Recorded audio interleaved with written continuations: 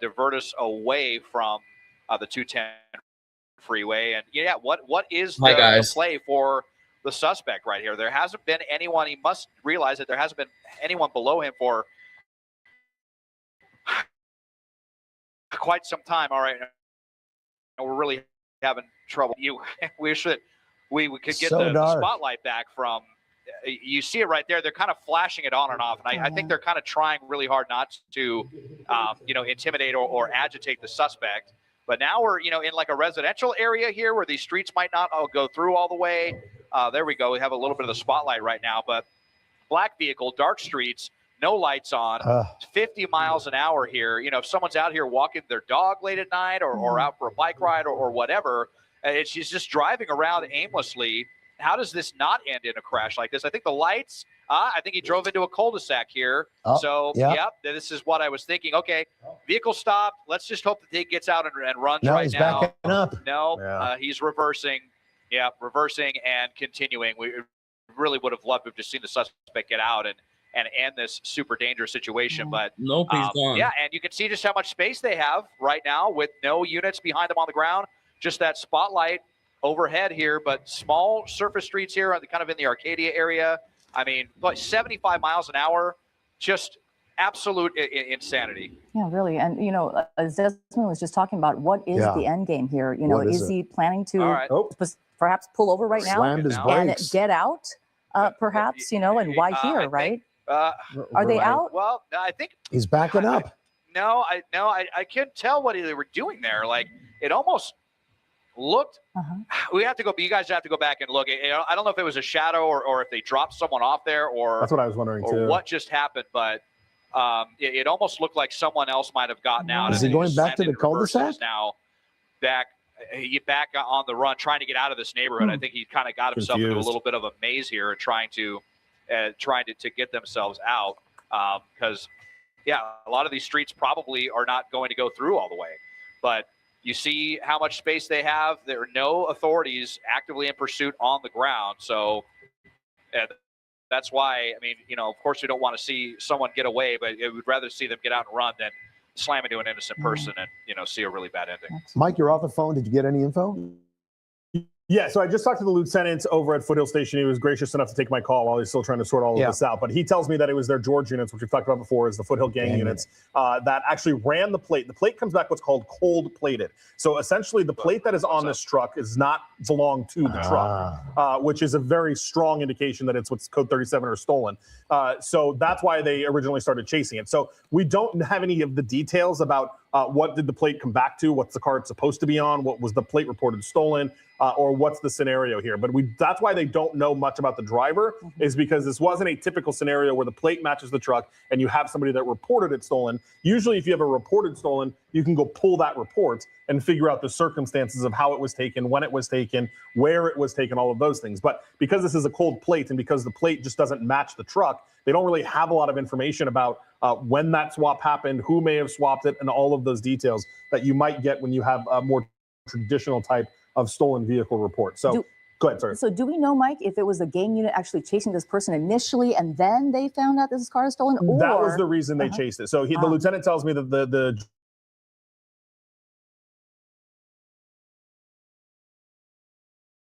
George unit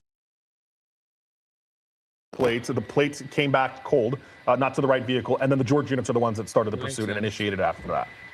Interesting. So we don't know where this truck originates from, if it's a dealer truck or stolen from somebody's front yard. Yeah, they clearly switched out the plates to go undercover. And once this is all said and done, the way that they'll have to figure out that is they'll have to run the VIN number. So once, if this ends, or, if it ends in time for law enforcement to get here, or the truck gets abandoned or what have you, that's when they'll be able to run the VIN number and figure out kind of the background of this truck and where it was taken from, and did anybody actually report it stolen, or is it just a plate situation, or what have you. Des, it's so dark down there. Are you still in a neighborhood? Yeah, I mean, we was on Duarte Road here, now California Street. We're kind of paralleling the 210 freeway here just to the south. Yeah, I mean, just continuing through these neighborhoods, we saw some wrong way driving there for a second as well, and the lights are still off. I mean, it's got to be difficult for the suspect to continue this up as well. Here as we go underneath the gold line, going right through. We've gone through so many different red lights at very high speeds, barely slowing down at any juncture here as we're making our way into the Monrovia area.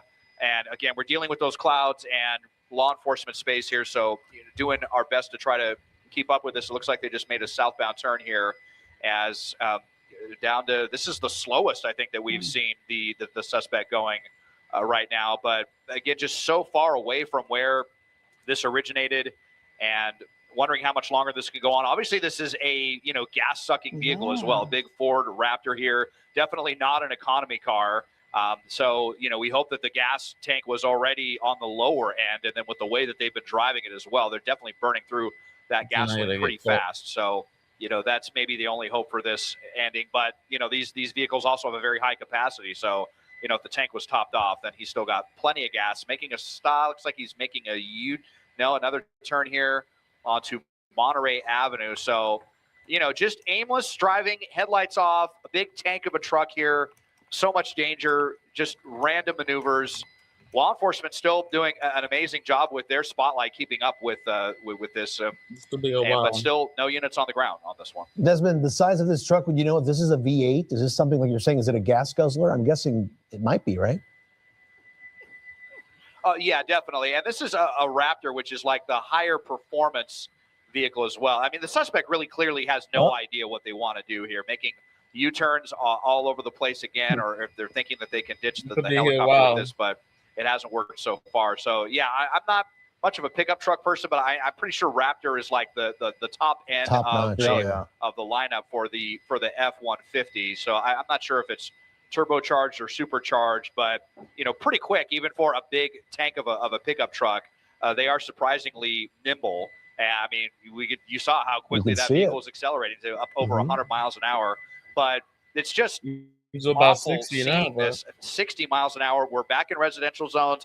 You see the crosswalks. These are narrow streets, no lights on. The only saving grace here with the police helicopter having their spotlight on, hopefully, illuminating the danger to anyone who just might be out here. One wrong move by a pedestrian or something, and it's going to be a really bad ending.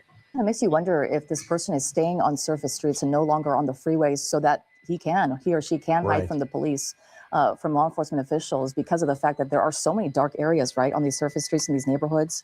And on the freeways, you often get that, the spot right on you, the light right on you from law enforcement officials. So maybe that's their plan right now, to just, drive around in circles aimlessly in this neighborhood in the San Gabriel Valley until the law enforcement says, we'll give it up too. And what's scary here, Susie, is just he's in the neighborhood here, dark streets. He's blowing through stop signs one after the other. So dangerous for anybody who may cross his path here. Here he comes to a quick stop there before making a left-hand turn. And again, slowing down. Could he have hit he's making another turn, Mike. Yeah, he is. And I'm looking, I'm just texting back and forth with a couple of our viewers here. So we've got a lot of text to the desk, but basically one person wants us to know that this is a high performance Ford Raptor, and it will handle as best as you drive it, right? It is that kind of thing. I also got a text from Bernie, who lives in San Gabriel, and said that this, when that car stopped, remember Desmond thought somebody got out? Bernie says they did see that they were wearing a white shirt. The driver, the door on the truck opened, someone jumped out and took off. Now, she says she lives in, or Bernie, I'm not sure if it's a he or she, but lives in that area and witnessed that happening. So lots of people saying somebody else said they saw it and he was going really fast. Lots of questions about asking, spike strips, things like that. All of those spike strips could be a possibility, but somebody's got to chase him in order for them to do that. And right now, that's not happening. So it wasn't so random, Mike, that he came into this neighborhood and hit a cul-de-sac if he dropped somebody off. Yeah, it doesn't seem like it. He spent kind of a bit of time in that area, and maybe whoever that person is lives nearby or knows somebody in that area that kind of wanted to have that safe spot and get out. So we didn't hear any mention of it of the LAPD helicopter. It's unclear if they sent units back to try to figure out who that person was, but obviously LAPD is kind of sticking with the truck here as we are, working our way further eastbound. Yeah, and not really leaving this area, not leaving this neighborhood, not leaving on the freeway, as we saw at the beginning of this pursuit. As we mentioned, this was around the 170 to 5 freeway in the San Fernando Valley where we picked it up.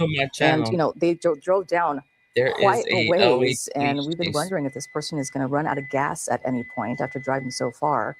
But looks like they keep going. Again, speeds lower than before. When we were first on this, on surface streets, we were talking about 70 miles per hour sometimes on surface streets, just blasting through red lights on the wrong side of the road. So many close calls with cars. And now just sort of driving aimlessly, but maybe with some aim. Who knows? Maybe they know this neighborhood very well, as we saw them perhaps drop someone off earlier, someone getting out of this car. We're not sure, but a viewer had mentioned that they had seen that. And Susie, we saw triple-digit speeds on the freeways, right? Blowing right through a cone zone. Didn't bother him, didn't slow him down at all. There was some workers out there working on the freeway tonight when this driver in a stolen truck plowed right through, looked so dangerous. And again, even when he hit surface streets, speeds didn't vary too much. It was still going at high rates. In fact, officers on the ground had to pull back. Yeah. Let's go back upstairs now to Desmond Shaw live in SkyCal. Desmond, what are we looking at here? Well, this trying to catch up with the suspect here as we're pretty close to the Bradbury neighborhood, arguably the nicest neighborhood of the San Gabriel Valley. Lots of equestrian properties up in here. But again, just kind of aimless driving. We saw him stop and then throw it into reverse. And now kind of maybe, I don't know if they're lost in this neighborhood off of Royal Oaks Drive. That's definitely in the Bradbury neighborhood. Speeds are, fortunately pretty slow. But not all of these streets are going to go through, kind of like those cul-de-sacs that they were just in Arcadia. So still not sure what they're thinking. I mean, frankly, they've had a lot of different opportunities where they probably could have gotten out and run. And, I mean, they with just the helicopter overhead.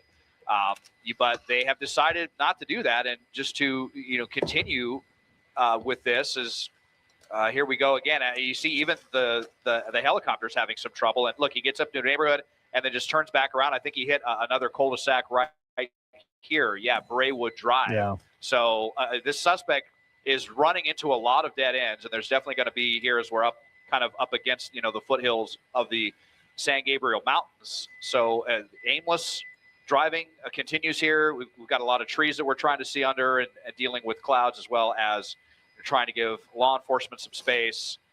It's definitely getting tough to keep up with the suspect, but they're also just okay.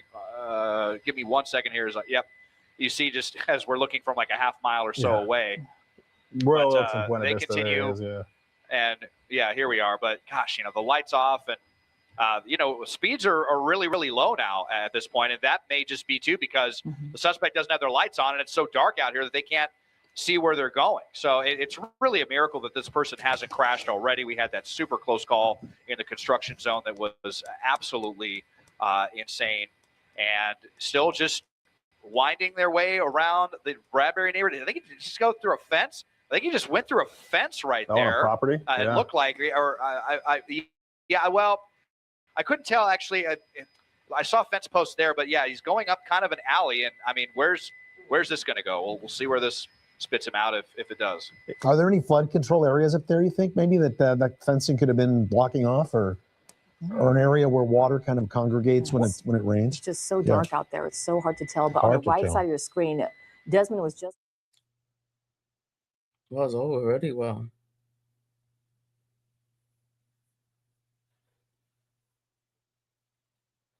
Oh, he's dead.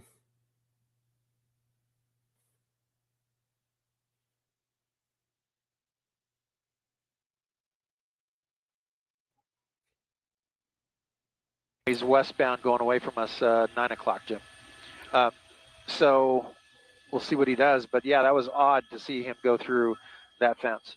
Yeah, you wonder then if he might be also impaired, as well. I don't know. But as he's going through this neighborhood now, making his way, he's in Monrovia now, through this neighborhood. It's a very quiet neighborhood at this time of night, as you can see, going through those stoplights and, probably looking for his way out. It looks like he may have gotten lost here in this little neighborhood and wants to find his way back into some southbound. Yeah.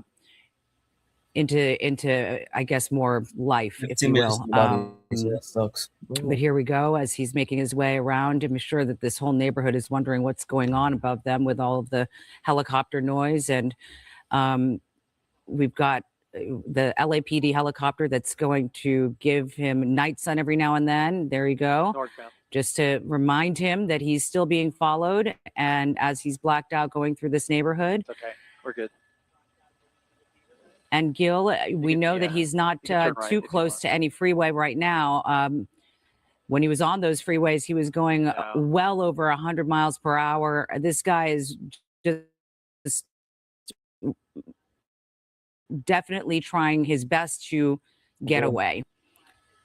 Won't go away, but also absolutely he's weaving in and out here on the small streets. He's still northbound again on Grant. He's in the, we'll see what he does, if he knows this area or not. It seems like at times he doesn't, but we'll see. He's just continuing to weave through these neighborhoods at a high rate of speed. Thankfully, not a lot of people out here right now. And we'll see what the airship tries to do as far as bringing in units. Again, Monrovia, so we would see Monrovia PD possibly engage on this pursuit or not. We'll see, but it's been a very dangerous pursuit. This driver's not scared of hitting the gas at speeds reaching 80, 90 miles an hour on surface streets and over 100 on freeways. Yeah, so you wonder if Monrovia PD will engage at this point. They have a very serious threat on the streets of their city, and there's a clear, well, not a clear look, but somewhat of a look, and it looked as though the driver may well be the lone occupant of this truck. At this point, and you wonder if Monrovia PD will engage. Obviously, they're aware of this, and law enforcement is overhead. Yep, and he is going to, again, back up. So hard to say if that was a gate at the end of that road or what it was that caused him to back up, but now he's backing into a driveway. That's okay now. And is going to turn around and continue to run here. Gil, is there any sign of law enforcement on the ground from what you can see? No. No, I don't see any lights or sirens or any of that that you would normally see. So it's just the airship tracking him for now.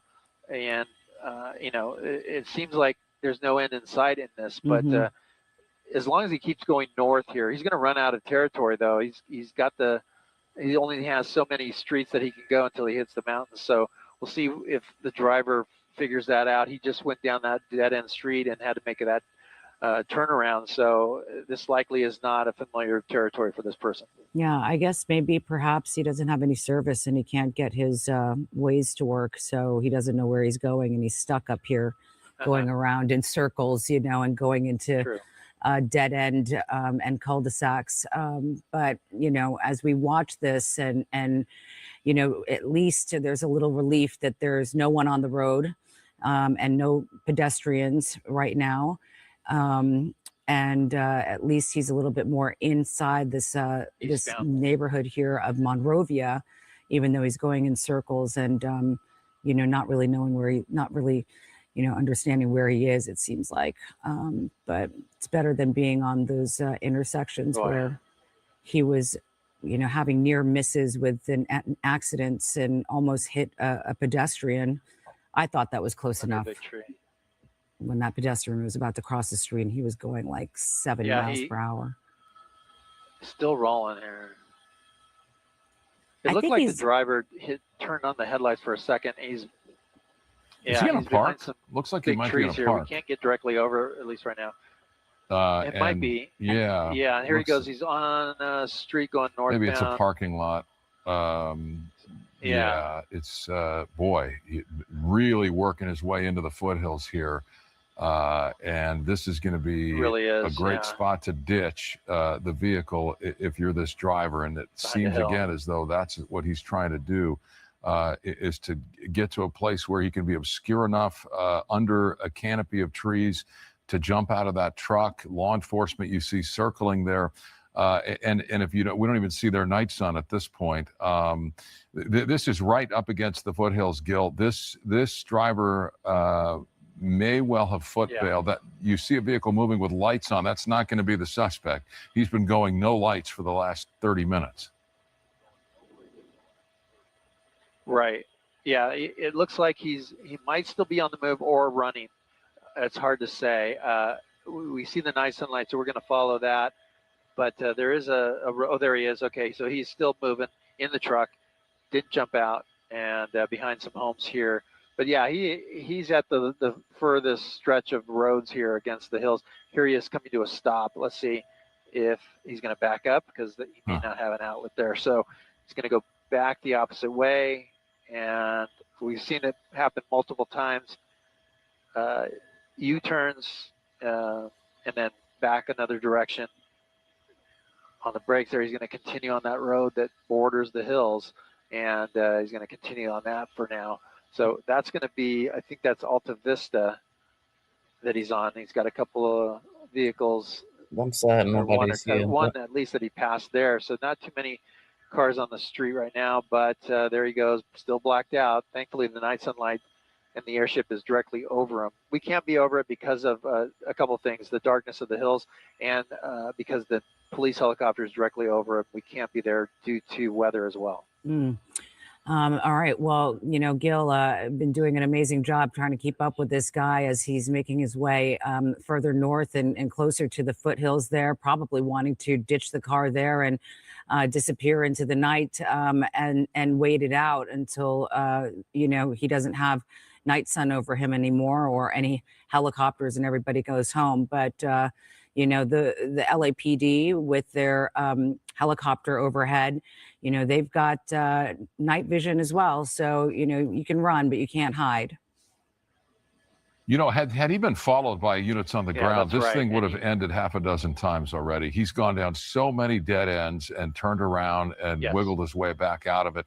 And the fact that there's nobody behind him, no law enforcement behind him, allows him to just run freely. But, had they been behind him, this likely would have been over some time ago. But he continues to run. And at this point, they are content to track him from the air. Still no sign of Monrovia PD. And look at him driving down the hill. It looks like he lost the rear end there coming down that hill on that curve and nearly slid off the side of the road. Yes. He's driving again very erratically and exceptionally so for having not been followed on the ground by law enforcement on the ground. This is simply a track from the air. So it's again troubling to see the driving like this when he really doesn't need to be driving like this. What about? Absolutely. There was a couple of cars heading the opposite direction, right, like that, and flashing their headlights at him like, hey, buddy, turn your lights on. We can't see you. And so it's so dangerous. And now he's moving back into more traffic here. Here's another signal, and through a green light there. But now with more cars on the streets here heading back towards the freeway, the 210, we'll see if he gets there or not. But through these small intersections here that are signaled, and so far green lights. But this is now more potential of more cars on the street, maybe some people, some pedestrians walking. That's very dangerous to see this guy driving at these speeds right now. Have you heard anything at all from any of the local agencies here about engaging in this pursuit? And I mean, you wonder why, we don't have Monrovia PD or the Bradbury PD involved in this. Sheriffs? Yeah, I'm sure they're aware that there's a pursuit. Yeah, they're well aware that there's a pursuit in their area. The question is, are they just allowing this vehicle to go maybe somewhere where the driver will bail out and run? At that point, they can move in.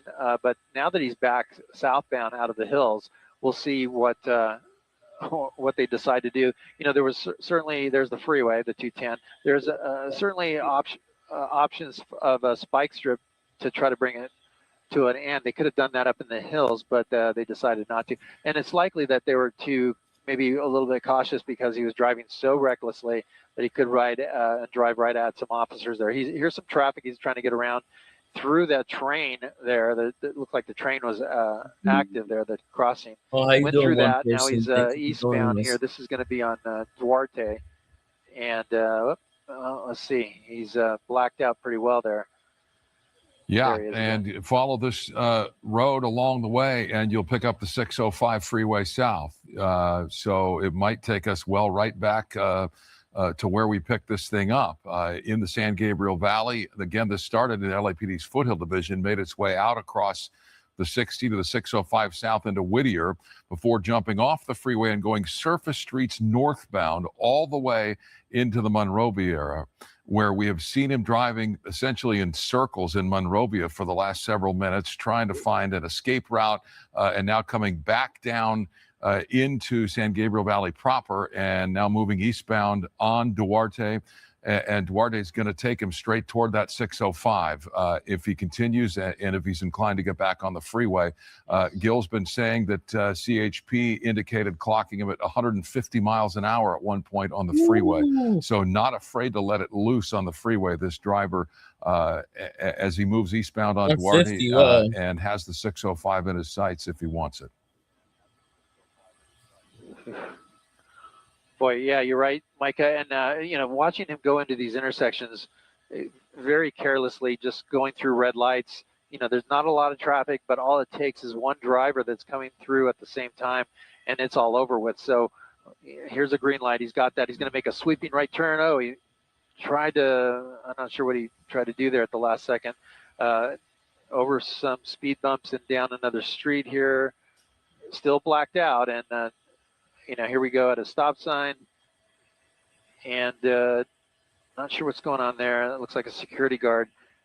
Now he's back northbound. So northbound back to Duarte. He's going to go eastbound on Duarte. So not, there's no pattern to this pursuit. There's no area that he's revisiting at this point. So he's just kind of going from one place to another. It seems like this driver at times is really lost. Here's the train again. What's he going to do there? He's got nowhere to go. The arms are down. There's the train coming through. He can't go. Now, again, no units behind. I'll pull wide. You can see no units in trail, but he's going to cross over. Look at that. Crossing over the median there and jumping the curb, and he's going to go westbound now on Duarte. So nowhere to go there with the arms of the train crossing there, and still he just doesn't seem like he has any idea where he's going.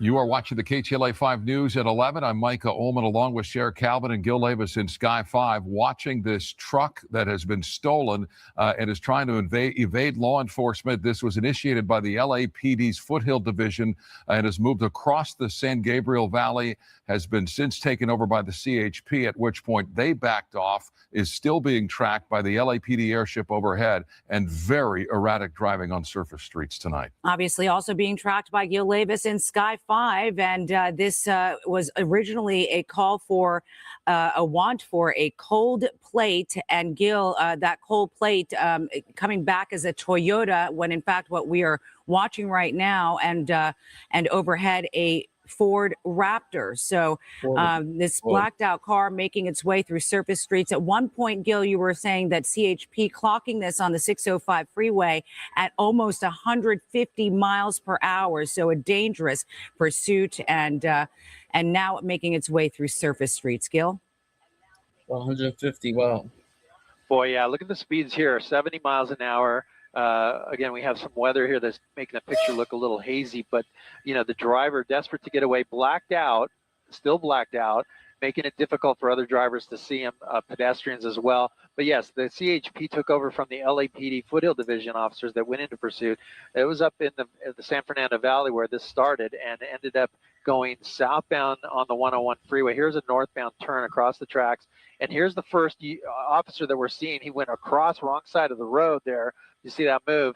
That unit is now going to pursue him now. So we'll see. We got a Monrovia. It's a Monrovia police officer that is now in pursuit of him northbound, back under the 210 freeway, back towards the foothills here again. So Monrovia PD now engaging in the pursuit. Lights and sirens, at least one unit that's behind him right now. But on California northbound through Huntington, and the driver, look at the speeds here, 70 miles an hour back into the foothills. And we've been wondering out loud for some time how long it would take before Monrovia PD got behind this suspect. And we are just now seeing that happen. He's spent a lot of time within the Monrovia city limits here, driving up and down streets, up against the foothills, back down toward the 210 freeway. And now you see moving back away from the freeway at very high speeds. And mind you, he was driving like this when there was no law enforcement behind him. Now we have a black and white with Monrovia PD lights and sirens behind this suspect. Again, cold plates coming back. A stolen truck out of the LAPD's Foothill Division has covered a lot of ground here in a relatively short amount of time across the San Gabriel Valley. And this driver almost, hard to get into the mind of somebody who behaves like this. But you want to say potentially impaired the way this person is driving, particularly when they didn't have any law enforcement behind them. But running red lights, I mean, we've counted dozens of instances where this driver's gone through red lights and intersections. One situation where a pedestrian was in the crosswalk and was nearly hit. So this driver is obviously moving with reckless abandon and making every effort to get away from law enforcement, and now has just that, law enforcement on the ground behind him once again. Yeah, it's nice to see that there's law enforcement. Gil, if you don't mind, can we take a look at what we have here? Just one unit so far pursuing this Ford. Guys. Yeah, I guess nobody wants to come to this loser channel. Bye. And going through another residential neighborhood here. Yeah, okay, go ahead. All right, so he's a little bit farther behind.